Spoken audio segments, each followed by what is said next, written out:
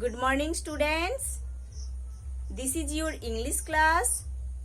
Today in this video, we are going to start chapter 3 in your English literature book.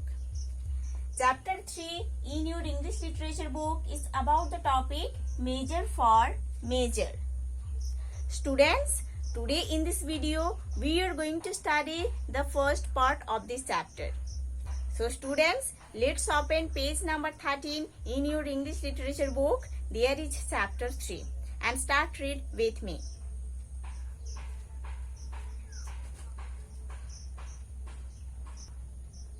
So students, this is page number 13 in your English literature book.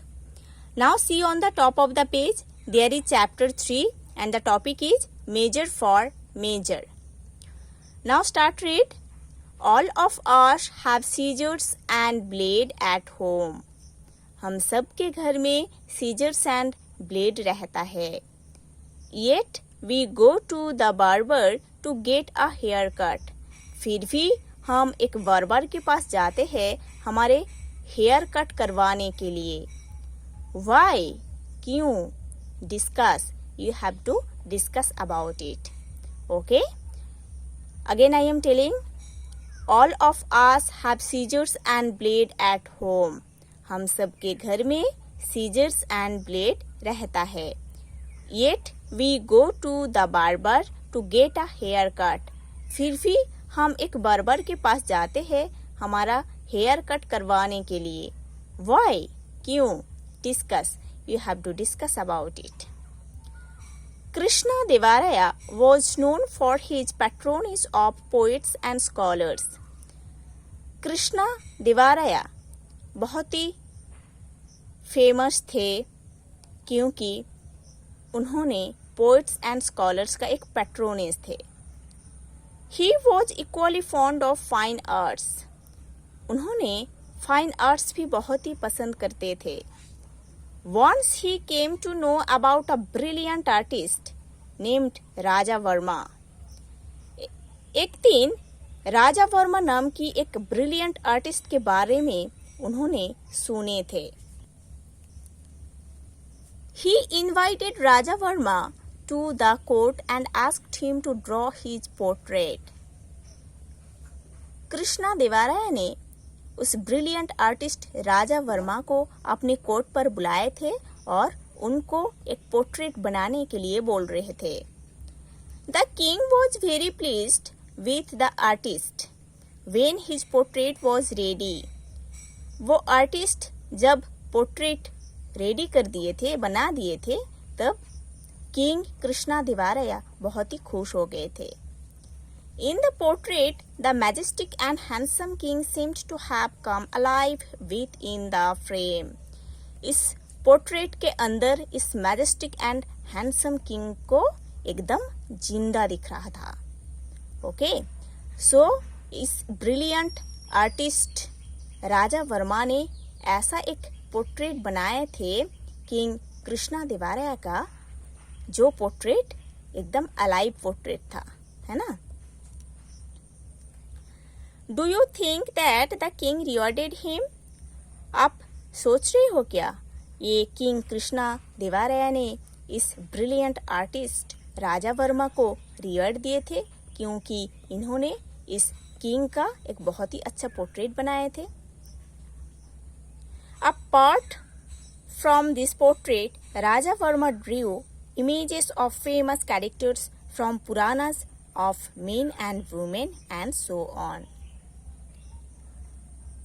Apart from this portrait, artist राजा वर्मा ने